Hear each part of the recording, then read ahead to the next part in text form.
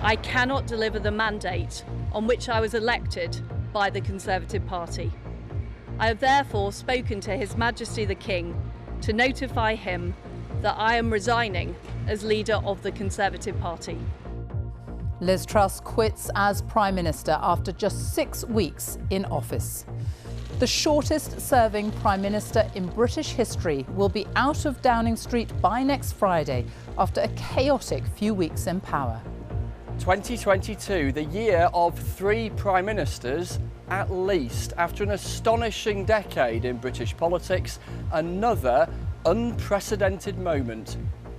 Who will be the next Prime Minister? Could Boris Johnson attempt a comeback? Or will it be Rishi Sunak or another former leadership candidate? Disbelief across the UK as Downing Street implodes in the middle of a soaring cost of living crisis. It just needs stabilising, needs sorting out and moving forward, because the rest of the country is in turmoil, isn't it? We're following some breaking news out of the United Kingdom after less than 2 months on the job. We'll be asking how much damage all this political chaos is doing to the UK's reputation around the world. On BBC London, reaction from the borough where Liz Truss started in politics. We'll be live tonight in Greenwich and we'll be finding out what the political turmoil means for Londoners.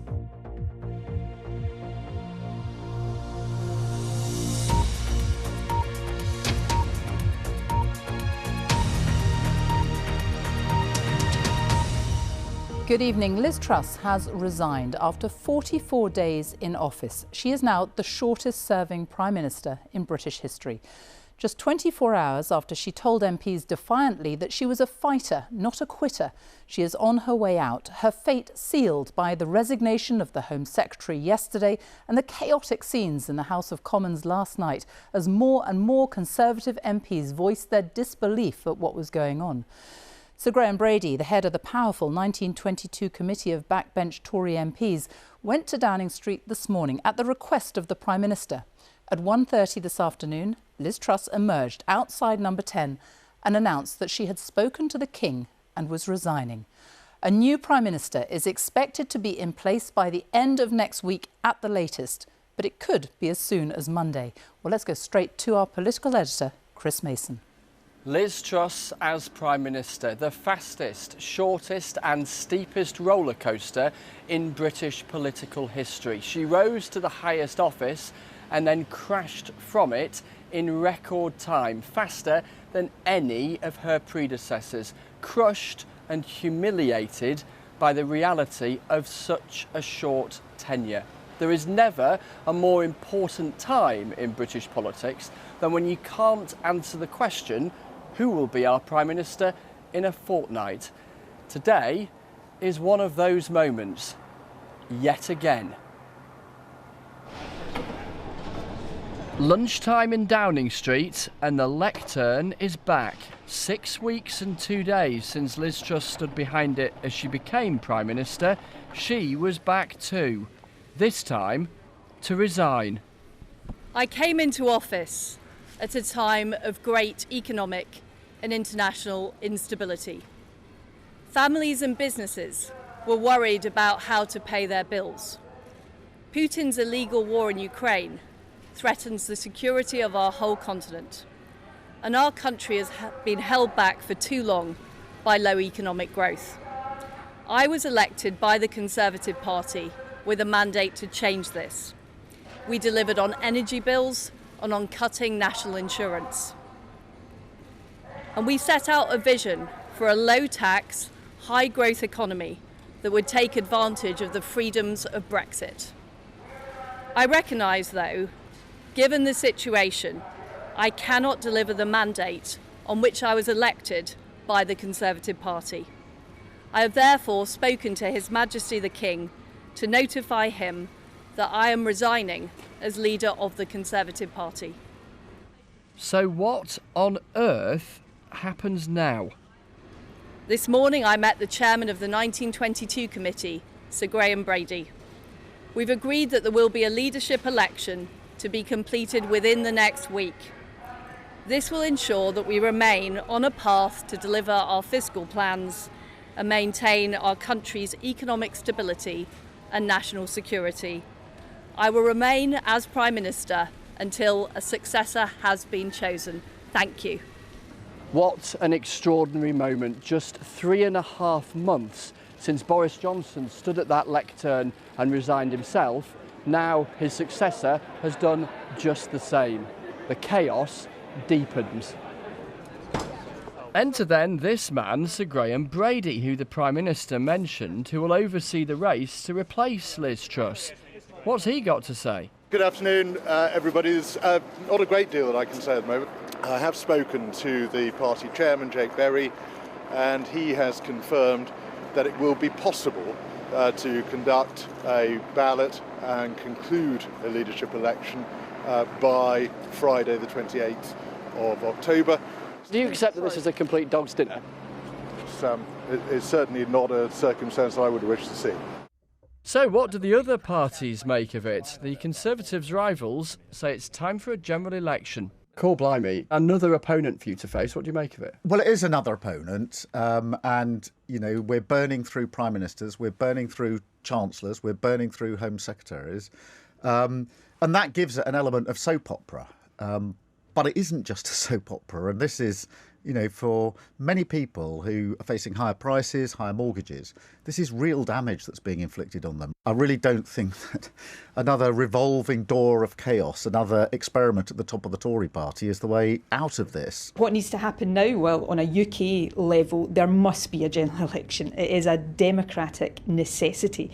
The idea that the Tories can unite behind a Prime Minister now, any Prime Minister, let alone one that is in the public interest, I think is for the birds. The Tories have shown that they're incapable of providing the leadership.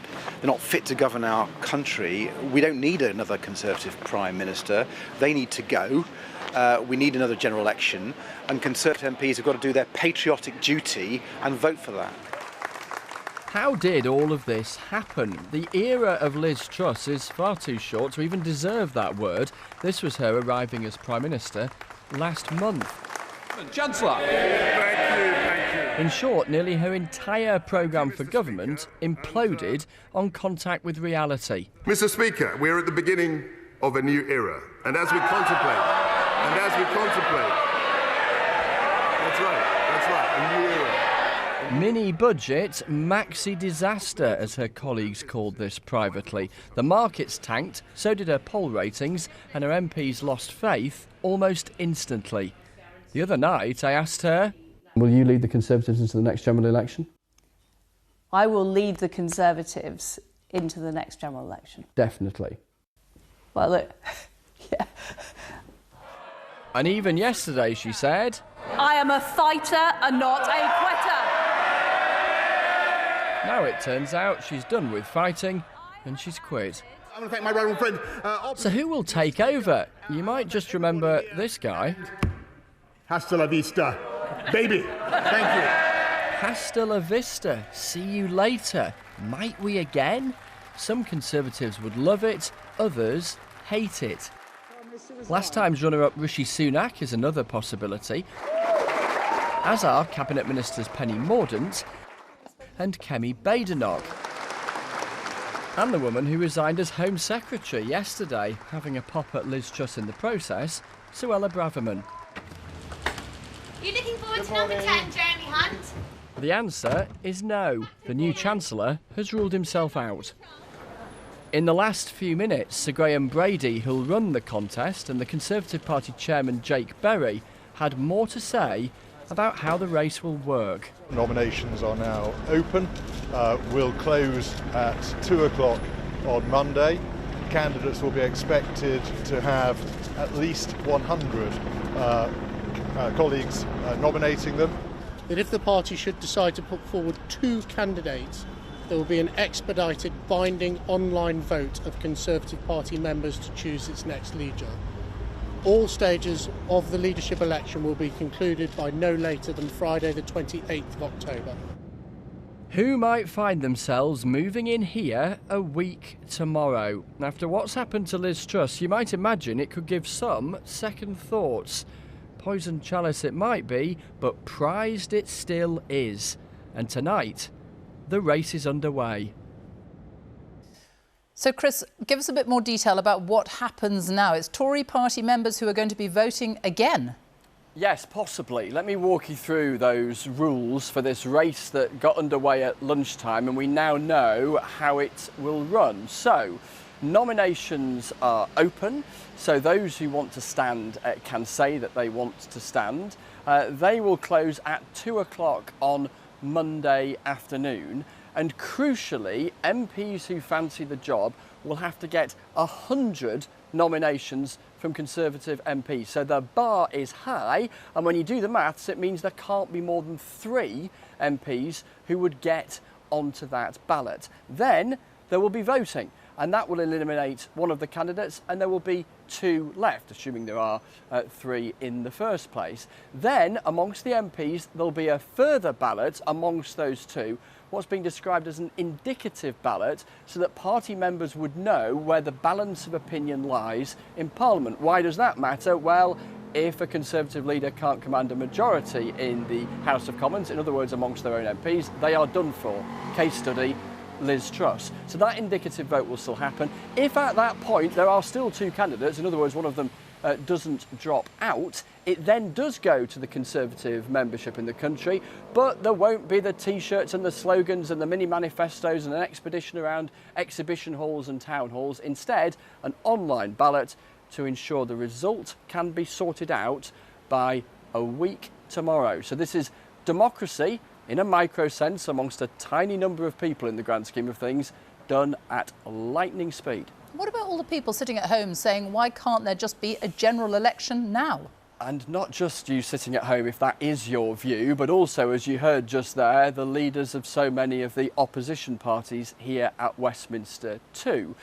The straightforward answer is that we live in a parliamentary democracy, and if a Prime Minister can command a majority in the House of Commons, then they can govern on behalf of their party until that parliamentary term runs out, which is technically January of 2025. The reason Liz Truss is out is because she couldn't do that. So if the new Conservative leader can do that, then technically, constitutionally, they could carry on that long. But politically, they will come under huge pressure because they won't have a mandate, unless, of course, it were to be Boris Johnson who came back. If it wasn't him, then they'll have to make a decision. Do they say, look, we accept that we don't have much of a mandate and therefore let's bring the election forward to a particular date, perhaps next year, or not? Because the political clamour for that general election will be mighty loud. Chris Mason, thank you. Well, this is all, of course, happening at a moment when millions of people are grappling with the soaring cost of living and worrying about how they're going to pay their mortgages, their energy bills, their food bills. Our North of England correspondent Danny Savage was talking to people in the Yorkshire town of Wetherby as the news broke this lunchtime. By the Conservative Party. Lunchtime in the Black Bull in Wetherby. This was quite the conversation stopper. That I am resigning as leader of the Conservative Party. No surprise, but what now? And what are the consequences of this? I feel quite ashamed, really, to be honest. When we were talking about this earlier, weren't we?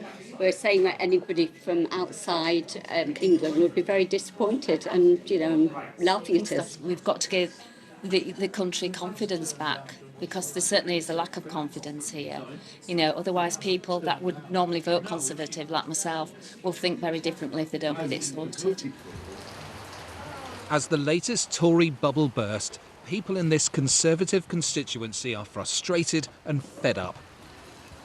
Wanted some stability, please. The Tories stab everybody in the back. There's no leadership. They stab Boris.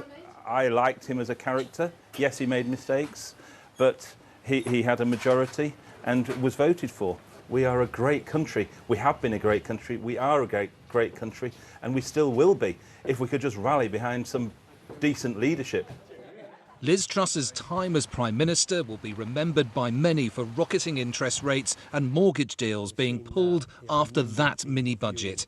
You sense the housing market won't miss her. If you could sit down with senior Tory politicians now around your desk in Wetherby, what would you say to them? Sort yourself out, for goodness sake. Yeah. Let's have some confidence in what you do, and let's have a policy that's going to be acceptable, not just to the country, but to the rest of the world. In local cafes, politics was the talk of the town. I did say to Marianne earlier on, shall we have Boris back? No, no. But, I think that... Some people think that's the answer. Well, I think he got some vision of things that could go right. I do. Back in the pub, they were debating about what happens next. It just needs stabilising, needs sorting out and moving forward, because the rest of the country is in turmoil, isn't it? The electorate and the world wants answers fast, along with a large slice of certainty and stability. Danny Savage, BBC News, Wetherby. Well, what does happen now? Liz Truss will remain in Downing Street until next Friday at the latest. A new leader will be named next week, the third Prime Minister in the space of just 2 months. Who could it be? Whoever it is will need the backing of at least 100 Tory MPs by Monday afternoon to make the final two. The Chancellor, Jeremy Hunt, has already confirmed that he will not stand. But Boris Johnson, who was forced out of number 10 just 6 weeks ago, could be preparing to attempt a comeback. Liz Truss's former leadership rival, Rishi Sunak, is the bookmakers' favourite.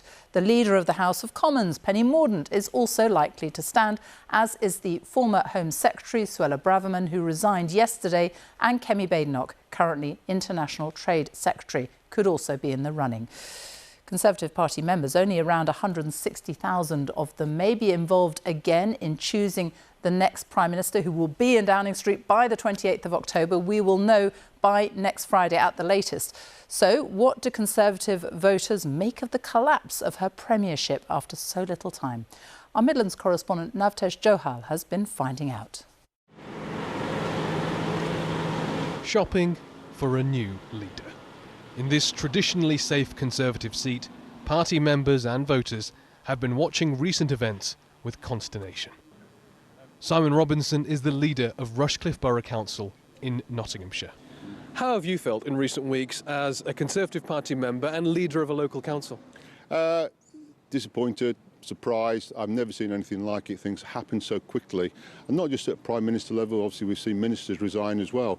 So it really has been quite chaotic. It's been very unique. It's been very challenging. Who do you want to see take on the mantle of leader next? Well, I think what's absolutely key is experience. So on that basis, I would probably go for Rishi Sunak. That he's been in government. He was Chancellor. Well, Rushcliffe is a true blue Conservative constituency. The former Chancellor, Ken Clarke, was the local MP here for nearly 50 years. There's a Conservative club just around the corner. But the recent events appear to have damaged at least some of the support around here. You've been a Conservative Party voter. I have in the past, yes. And I wouldn't vote Conservative now, no. Why not? Because I don't feel we can trust them. I feel the whole fiasco with Boris, and followed by the whole fiasco now with Liz Truss, I just don't feel I can support them anymore. I feel we need a change. I think, like a lot of people, I'm put off by what's going on. They've not covered themselves in glory at all. The Conservative Party, you're put off from voting for them at the next general election, whenever that might be? I'm afraid so at the moment, yes. As thoughts turn to the next Prime Minister, one familiar name kept returning among Tory voters. Bring back Boris.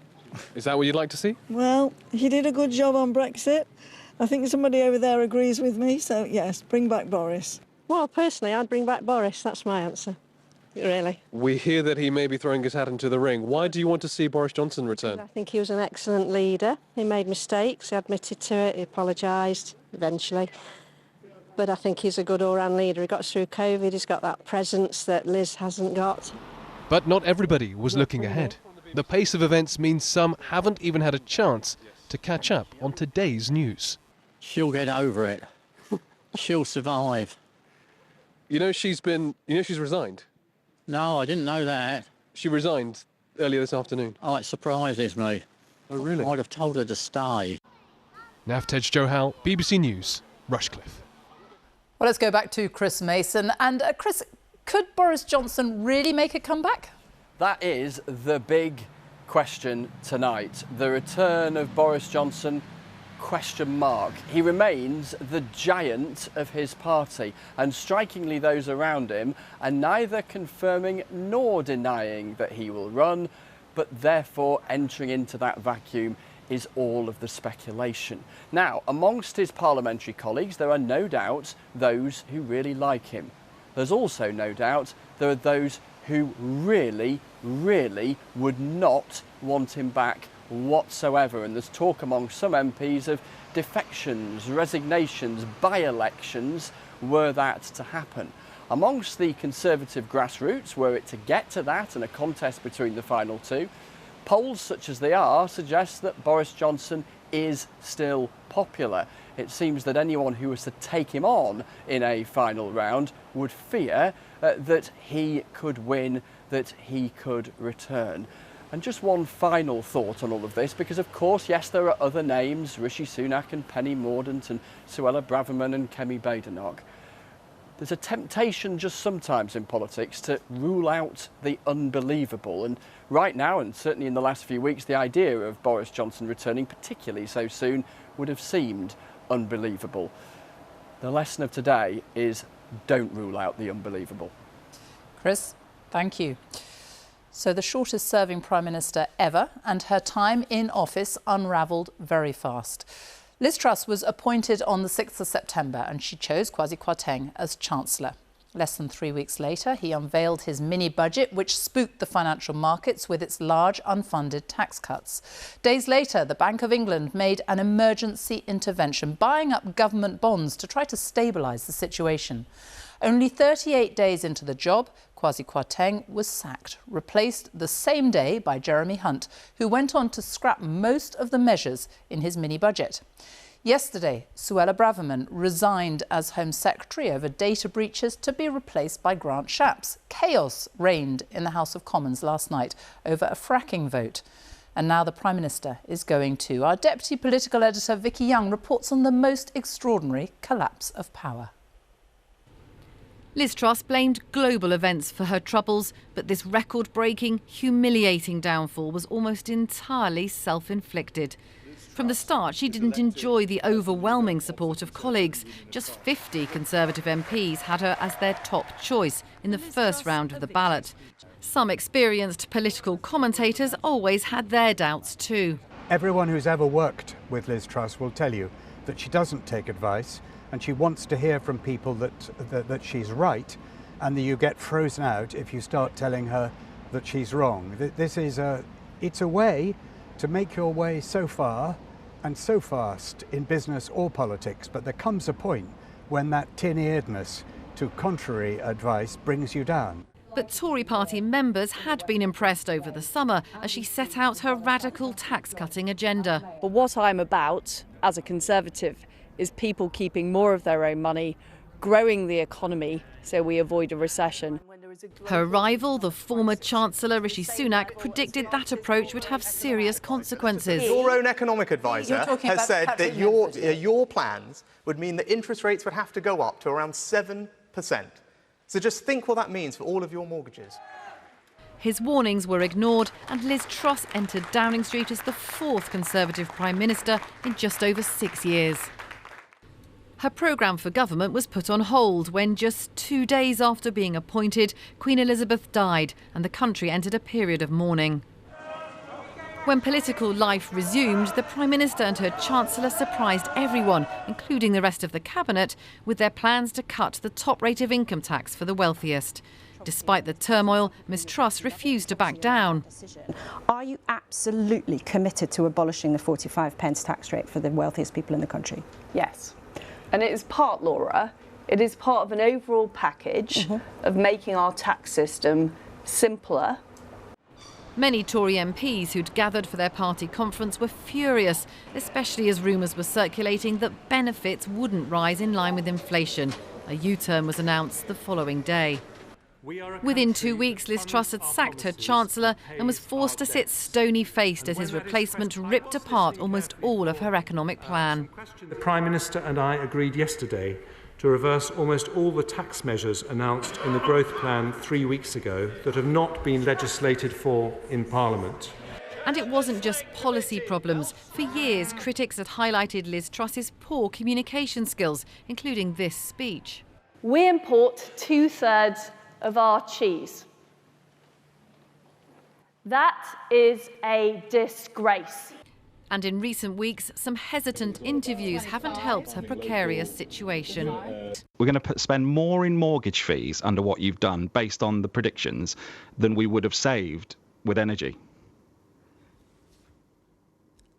I don't think anybody is arguing that we shouldn't have acted on energy. Plenty of Conservative MPs expressed doubts about Liz Truss's abilities before she became leader, but her friends say she wasn't given a chance to prove herself. Vicky Young, BBC News, Westminster. Well, Liz Truss's hold on power has been precarious almost from the very start, but it was her mini-budget that caused turmoil on the markets and unintentionally left millions of people with more expensive mortgages that sparked her rapid decline, as our business editor Simon Jack reports. The road to Liz Truss's demise arguably started here. A not-so-mini budget that she and her Chancellor announced with great fanfare. And I commend it to the House. Trussonomics promised £45 billion worth of growth-boosting tax cuts. But there was a problem. There was no explanation of how it would be paid for and no analysis from the budget watchdog as to whether the sums added up. But the Chancellor was defiant and promised more giveaways over that weekend.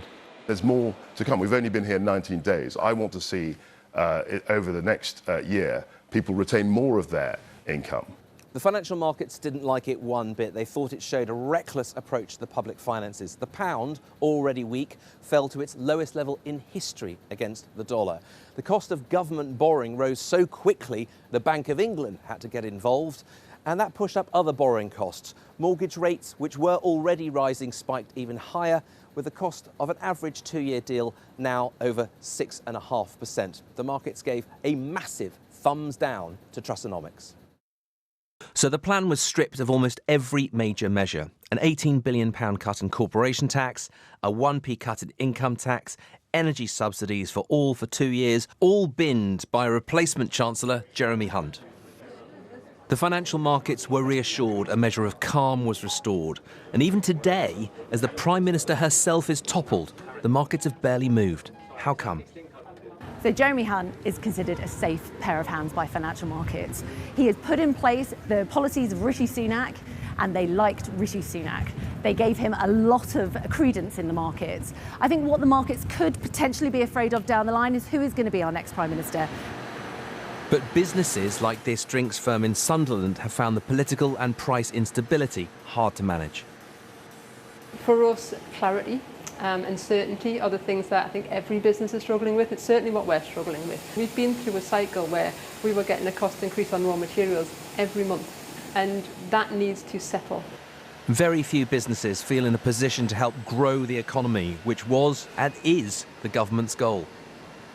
So confidence has slumped. There's no recruitment, there's no investment, there's no exporting. All these are down. So you need some political stability for people to make decisions to employ someone, to invest or to expand their business. That is not happening at the moment, and politics needs to catch up. In 11 days, the government is due to publish a revised and independently scrutinised economic plan. Until then, a cloud hangs over the markets and the wider economy. Simon Jack, BBC News. Well, our economics editor, Faisal Islam, is with me now. Tell us more about the market's reaction today when Liz Truss resigned, and also about the wider impact this is likely to have on the UK economy. So pretty calm in both those borrowing markets that Simon's been referring to, and also in currency markets. There was a bit of enthusiasm when the resignation was first announced, but almost a little bit of uncertainty has now opened up as to exactly where things go from here. I think if you step back from this extraordinary, I think it's 44 days now, I think the lesson is that if you're going to be radical in economic terms, make sure you look competent and credible and stable, and probably don't do it at a time when the global economy is looking a bit shaky, because that was too much for the markets, and essentially this radicalism put a target in terms of British assets. And so I think the other issue here is that the calmness we've seen really over the past 3 or 4 days is predicated on a set of assumptions around Jeremy Hunt's leadership at number 11, around a set of policies to fund those unfunded tax cuts, cancel most of them, find the spending cuts over the next couple of weeks. And the question now is, are we sure that the other leadership contenders are going to stick to that? You can imagine many of them, most of them, perhaps all of them saying, you know, we stand by Jeremy Hunt's plan.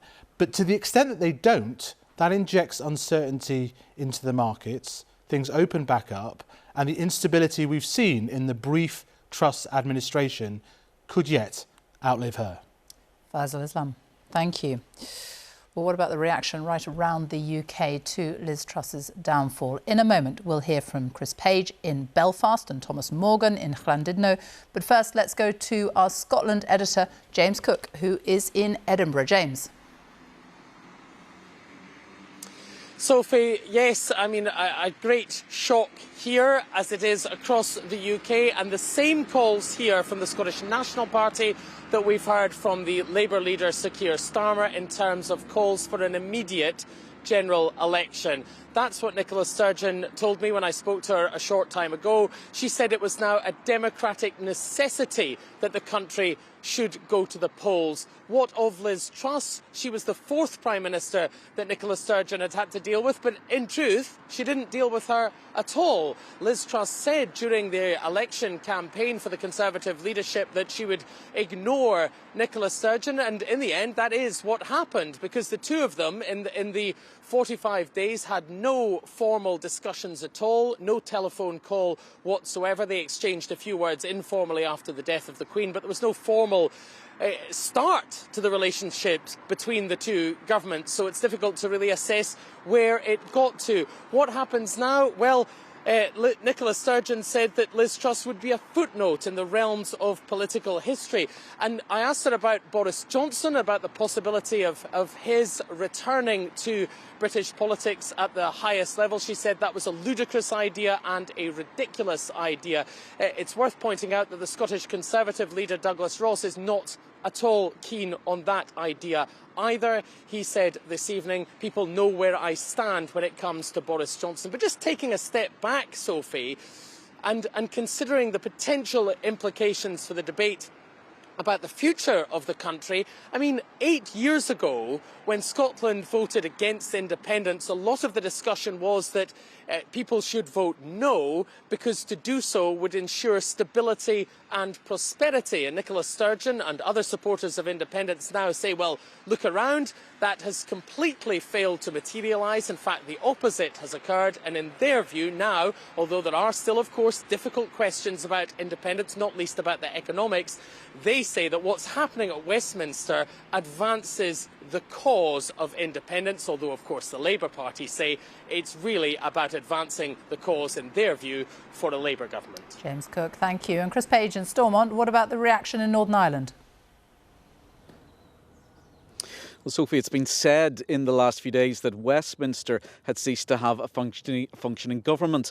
Well, Northern Ireland has been without a fully functioning devolved government since February. That was when the Democratic Unionist Party, in effect, withdrew from the power-sharing institutions here at Stormont. And the DUP says it will continue to block the formation of a Stormont executive unless the Brexit trade border with the rest of the UK is scrapped.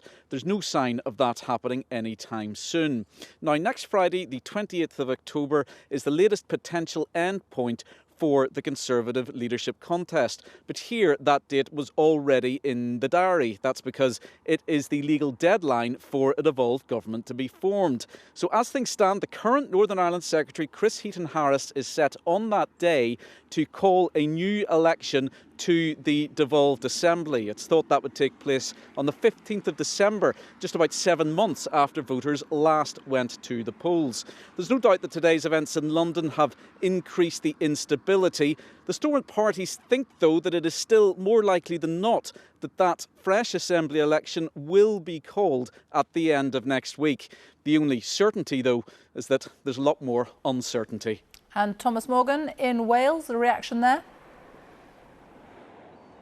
Well, just 2 days ago in the Welsh Parliament, there were some extraordinary scenes from the usually calm and considered First Minister Mark Drakeford, the leader of the Welsh Labour Party.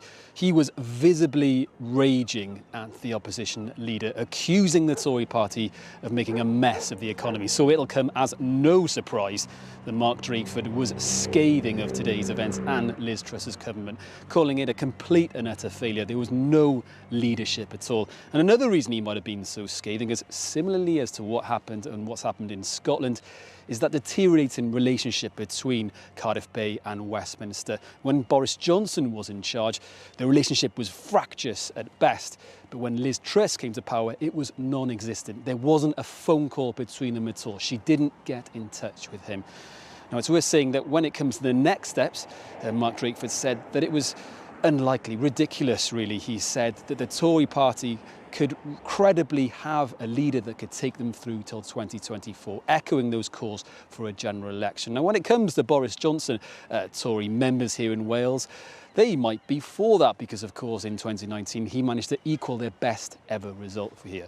Now, meanwhile, here in Llandudno, tomorrow, Plaid Cymru are due to start their conference. Leader Adam Price was probably hoping to focus on delivering his vision for the future for Wales. Instead, he's had to weigh in on today's events.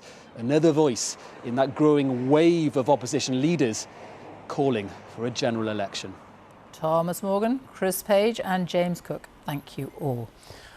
And if you're just joining us, this is an extended BBC News at 6 on the day that the Prime Minister resigned. The news where you are will follow here on BBC One at 7 o'clock. Now, leaders around the world have reacted swiftly to the news that the UK will have its third Prime Minister this year. President Biden said the US would continue its close cooperation with Britain on global issues and thanked Liz Truss for her partnership on the Russian war with Ukraine. The French President, Emmanuel Macron, said the most important thing was for Britain to find stability as soon as possible. Our diplomatic correspondent Caroline Hawley has been looking at the global reaction. We're following some breaking news out of the United Kingdom after less than 2 months on the job. Her resignation made headlines around the world, capturing the international bewilderment at the chaos in the UK. This from Italy, no stranger itself to short governments. And a German journalist found herself having to repeat the expletives used by one MP last night. I'm furious and I don't care anymore. Ich übersetze das jetzt mal nicht, aber das ist eine Partei, wo wirklich... In Brussels, EU leaders holding a summit to discuss the world's energy crisis were for a time sidetracked by the extraordinary political drama here. I won't get involved in the political life of the UK. I hope in any case the UK can again find stability. That's good for us and good for Europe. Stability is very important, and we would like to see the UK system within its capacity to be in a position to have a successor selected as quickly as possible, and that stability will be brought to the situation given the fairly significant geopolitical issues facing Europe. At the weekend, Joe Biden took the unusual step of making clear he was no fan of Liz Truss's economic policies. I disagree with the policy, but that's up to Great Britain to make that judgment, not me. Today, he had warmer words for her. But look, she was a good partner on Russia and on Ukraine, and the British are going to solve their problems, but she was a good partner. But diplomats who spent their careers trying to build up Britain abroad, such as this former ambassador to the US, are looking on at the political turmoil of the past few weeks with horror. A reputation built up over decades seems to me to have been sacrificed, to have been ruined almost overnight. It's a really sad moment to see this happening. I would never have expected it, and it feels almost surreal to see events unfold in this way. I just hope that we can get some stable and competent and effective government back and rebuild our reputation, but it's going to take quite a long time. Today, predictably, Russian television mocked Liz Truss. The Foreign Ministry said Britain had never known such a disgrace as Prime Minister. But Britain's allies are fervently hoping for a period of political calm, with the myriad problems facing the world, not least the threat that Russia poses. Caroline Hawley, BBC News. Well, let's talk to our North America editor, Sarah Smith, who is in Washington, and to our Europe correspondent, Jessica Parker, who is in Brussels. Sarah Smith, first of all, just tell us more about the reaction in the United States.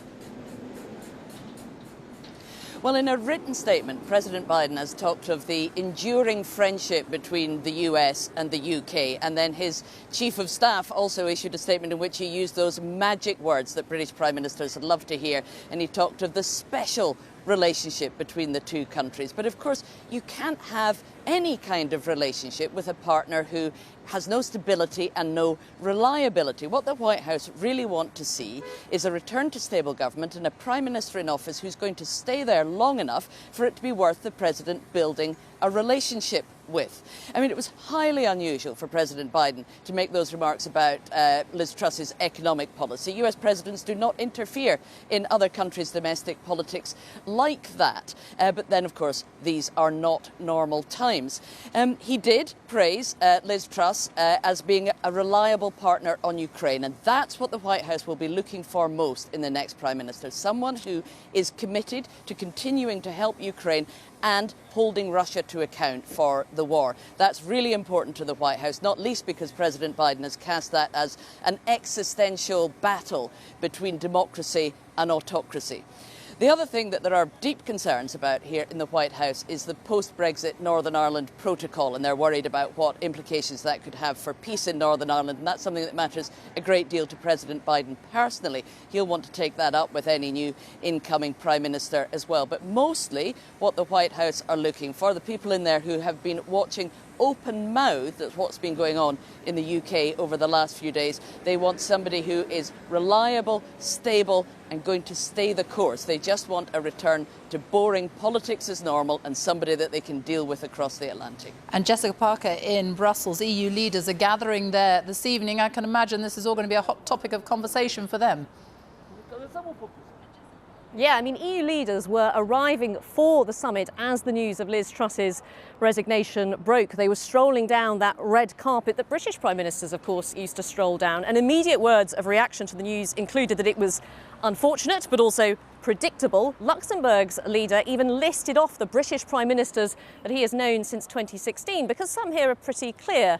They see the instability in the UK as flowing from Britain's decision to leave the European Union. But put that aside for one moment, they are also calling for stability in the UK as well. Why? Well, of course, the UK is a major economy on the EU's doorstep. Then there's the energy crisis. Now, that's what they're actually preoccupied with here tonight. And the UK and the continent are quite literally connected in terms of energy supplies. Then there are those post-Brexit arrangements for Northern Ireland, still unresolved. Talks have resumed and the mood music was getting better. And then, of course, there's the Russian invasion. And many countries, particularly towards the east, have highly valued the UK's support for Ukraine. But more broadly, I think Europe has been watching what's happening in the UK recently with a level of fascination. People here talk about how they've traditionally seen Britain as a pretty stable country, not one of those known for political and economic volatility, but that reputation has certainly suffered in recent times. Jessica Parker and Sarah Smith, thank you both. And just to say, there will be a special edition of Question Time at 8 p.m. this evening, live from Cheltenham with Fiona Bruce on BBC One. You can also watch it on the BBC iPlayer. Some of the day's other news now, and an American woman has pleaded guilty from the United States to causing the death of a teenager by careless driving in Northamptonshire in 2019. 19-year-old Harry Dunn was riding a motorbike when he was killed after a collision with a car outside an RAF base. Anne Sakoulis, whose husband works for the US Embassy, appeared at the Old Bailey via video link from her lawyer's office in Washington, D.C. Our Home Affairs correspondent Daniel Sanford reports. It's more than 3 years since Harry Dunn was killed in a head-on collision outside a US base in Northamptonshire. This afternoon, wearing the green of his favourite motorbike, his family arrived at the Old Bailey in London to see the American woman responsible finally admit her guilt in court. Appearing by video link from her lawyer's office in Washington, Anne Sakoulis, with her dark hair tied back, pleaded guilty to a charge of causing Harry Dunn's death by careless driving. Harry Dunn was just 19 years old when he died, and his family have campaigned hard to get the case to this stage, when once a court case seemed impossible. It's been really tough, honestly. And today, honestly, it feels just like the sun's come out.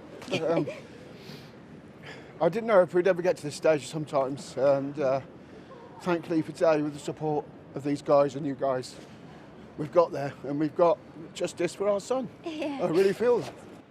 Emotions were running high, but they were partly feelings of relief. Afterwards, his mum Charlotte told me that on the night he died, she'd promised Harry she would get justice for him. Little did I know that it would take me this long to carry out that promise, but I was never going to give up. Never broken a promise to my kids, and if I'd have had to carry on for another few years, I damn well would. And do you feel today that you've kept that promise? Yeah, I do. That's what's making me so emotional, because it's been a really long 3 years. On the day of the accident, Anne Secoulis drove out of this US base. Unfamiliar with driving in Britain, she went onto the wrong side of the road, remaining there for more than 20 seconds until she hit Harry Dunn on a blind corner.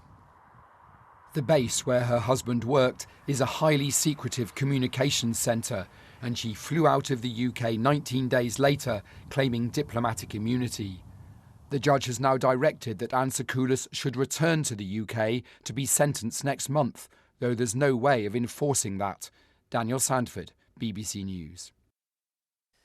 People who work with children and don't report allegations of child sexual abuse should be prosecuted, according to a long-awaited independent inquiry. It's among a set of wide-ranging reforms recommended following a 7-year inquiry which described child sex abuse in England and Wales as horrific and deeply disturbing. Our Home Affairs correspondent Tom Simons reports. The testimony heard in this room has been devastating. Of the 8 boys in my dormitory at St Leonard's, 6 are now dead from drug overdoses and suicides. Devious perpetrators protected by institutions more worried about their reputations. Today, the final verdict of the panel which has heard it all. The nature and scale of the abuse we encountered was shocking and deeply disturbing. This is not just a historical aberration which happened decades ago. It is an ever-increasing problem. So what's the recommendation? Well, this huge report says that anyone who works with children and fails to report direct evidence of child abuse, either witnessing it or being told about it by a child or a perpetrator, could be prosecuted and fined. And what would that requirement mean in real life? These campaigners, supporting each other, survived abuse within the Jehovah's Witnesses, a religious sect. Were there moments when it could have been reported outside the Jehovah's Witnesses? It was his word against mine. At no stage were the police contacted, and therefore, because he denied it and they couldn't take it any further, he was allowed to continue with the abuse to the point where years later he raped me. If there'd been mandatory reporting at that time, that abuse would have stopped instead of carrying on for another 5.5 years. Not just reporting, but also sanctions necessary so that if people don't obey that particular law, that some action can be taken against them. But victims' lawyers question how many people would be prosecuted for not disclosing abuse. Somebody would have to have been told by the child, by the perpetrator, or they would have had to have witnessed it themselves. How likely is that? Very rare in my experience of the vast cases that I've dealt with over many, many years.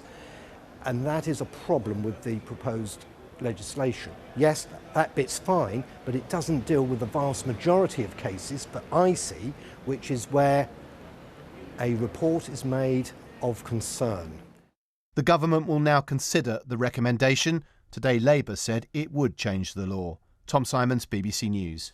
I'm joined now by our Home Editor, Mark Easton, and this report has been a long time coming. Its findings are devastating. How much of a milestone is it? I think what this report chronicles is how an evil, corrupted and infected almost every corner and crevice of our society. And it forces us to confront this question. How could it be that an apparently civilised and cultured country like ours could allow this extraordinary and awful cruelty to children, generation after generation, a cycle of suffering that turned and turned.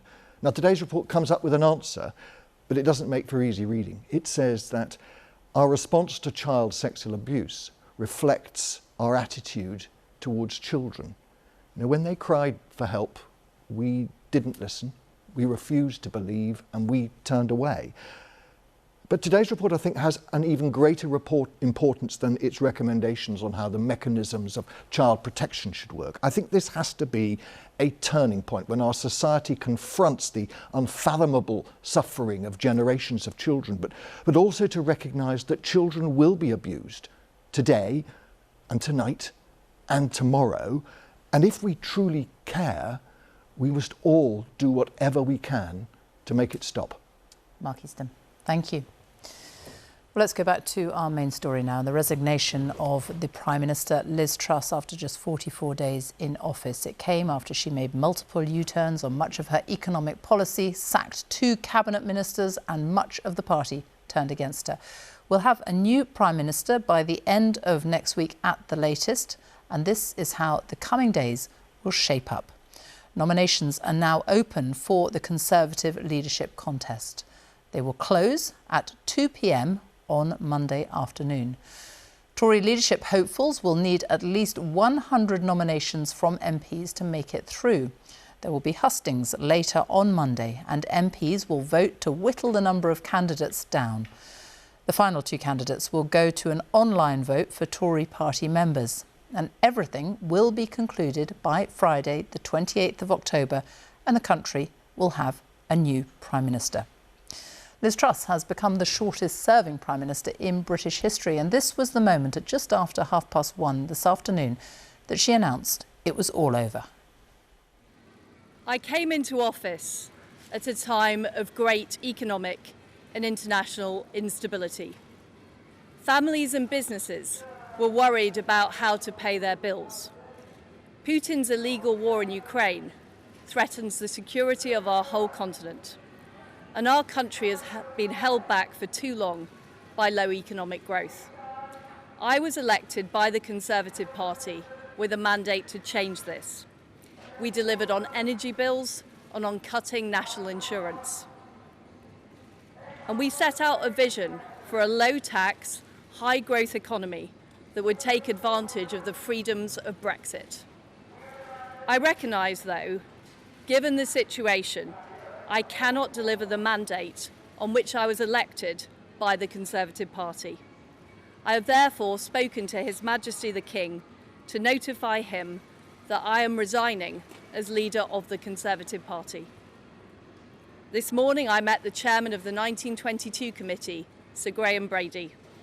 We've agreed that there will be a leadership election to be completed within the next week. This will ensure that we remain on a path to deliver our fiscal plans and maintain our country's economic stability and national security. I will remain as Prime Minister until a successor has been chosen. Thank you. Liz Truss speaking at just after 1:30 this afternoon. Let's go back to our political editor, Chris Mason, for a final word. I mean, it has been quite extraordinary watching this all unroll at lightning speed, and we have no idea what is going to happen next. We don't. Liz Truss, the history maker, for all the wrong reasons. The most efficient, speediest humiliation in British political history. But whatever your politics tonight, spare a thought for her on a human level. So crushing was her failure. It's made global headlines, and that will hurt so soon after rising to the highest political office in the land. That in itself a triumph for anyone. But the reality is she bequeaths to her party and to the country chaos. And from that chaos will emerge a successor. That race underway tonight to become the next Prime Minister, and they will face a colossal task. But there will be a contest. There is ambition to succeed her. In the words of one senior Conservative MP just the other day, you have to remember that my colleagues are ambitious, so ambitious, they would happily inherit dust. So that contest begins to determine who is our next Prime Minister. Yes, another Prime Minister, a speedy process, all resolved by a week tomorrow. Our political editor, Chris Mason, thank you. Time now for a look at the weather with Louise Lear. Hello.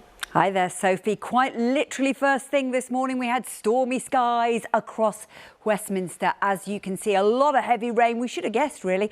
Rumbles of thunder by about 6:30 this morning across the London area. And some of that rain really was quite intense indeed. In fact, it brought a couple of inches of rain in just the space of 2 hours. So the heaviest of the rainfall first thing this morning, well, that was across the London area. The rumbles of thunder, the heavy rain started to drift its way steadily north as we went through the day.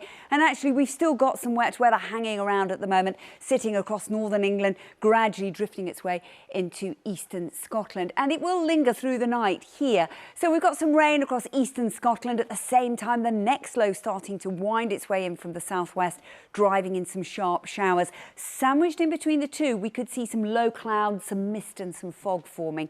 But once again, it's going to be a very mild night. Many of us seeing double figures to greet us first thing tomorrow morning. But we've got this next Catherine wheel of low pressure sitting out to the southwest. It's going to be flicking up these weather fronts around that low.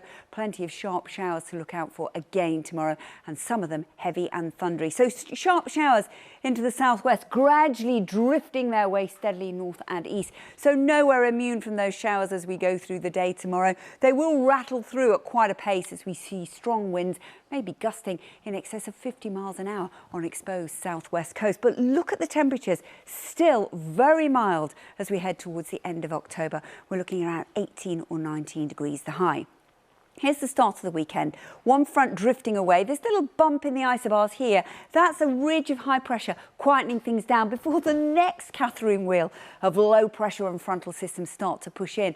And because the winds swing round from an anti-clockwise direction, the wind coming from the south, so it's driving up this incredibly mild air right across the country. So as we go into the start of the weekend, not a bad start for many across England and Wales. Dry, settled and sunny, the best part of the weekend really. There will be showers across Scotland and into Northern Ireland, and eventually by the end of the day, here we go again. The next low starts to move in, the rumbles of thunder perhaps starting to develop as well. And once again, those temperatures still pretty mild for this time of year. So for the second half of the weekend and into next week, we keep that mild theme, but we see showers or longer spells of rain. It stays pretty stormy, not just in Westminster, across the UK generally. Sophie. Louise, thank you very much. And that is all from us on a momentous day in UK politics. In a moment, we will have the news where you are here on BBC One. The One Show will be starting very shortly on BBC Two. Don't forget, Question Time at 8 o'clock, a live edition with Fiona Bruce on BBC One. And Hugh Edwards, of course, will be back here at 10 o'clock with all the latest news. But we leave you tonight with a look back at Liz Truss's very brief stay in Downing Street. Just 44 days in power. Goodbye.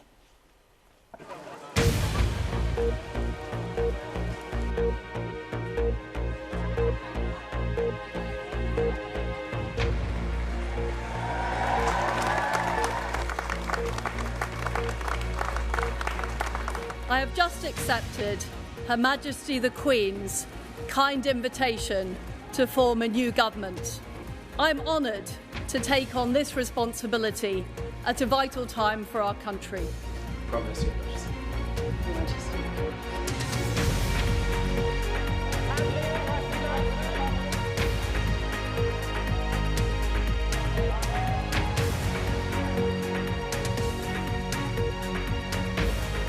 With lower rates of corporation tax and lower rates of personal tax. We promised to prioritise growth, Mr. Speaker. We promised a new approach for a new era. We promised to release the enormous potential of this country. I've put in place a new Chancellor with a new strategy to restore economic stability. There will be more difficult decisions, I'm afraid. I will lead the Conservatives into the next general election. Definitely. Well, look. Yeah. I am a fighter and not a quitter. I think it's a shambles and a disgrace. I think it is utterly appalling. I cannot deliver the mandate on which I was elected by the Conservative Party. I have therefore spoken to His Majesty the King to notify him that I am resigning as leader of the Conservative Party.